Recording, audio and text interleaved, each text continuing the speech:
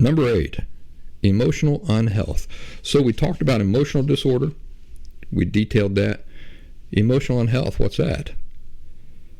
Well, it's not the difference between emotional unhealth and emotional disorder. Remember what I said emotional disorder is. It's created from that emotional algorithm we talked about, or those 2 distorted core beliefs. And because of the patterns that it creates, it can be identified as an emotional disorder.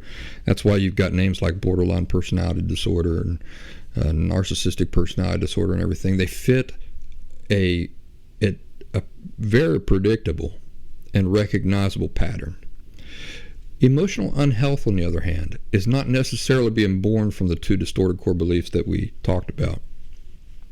Emotional unhealth is it's any type of thinking, attitude, or behavior that works contrary to emotional harmony with life.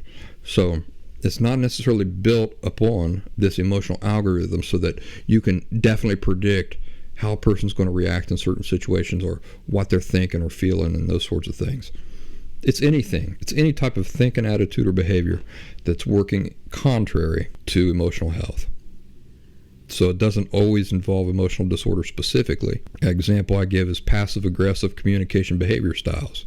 This communication behavior style approach with others, it's unquestionably unhealthy, but it's not always directly rooted in fundamental misperceptions about the nature of feelings, self, and life. It can just be a learned behavior.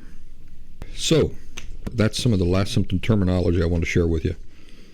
Orange slices are brief highlights from the Last Symptom podcast. Subscribe to full audio episodes of the show on any major podcast platforms such as Spotify, Pandora, iTunes, Amazon Music, and more. While I've got you chewing on that, like this video, pretty please. Might as well press subscribe while you're at it. I bet you a nickel you know somebody who's overdue for hearing some of these things, so go on, forward this video to them.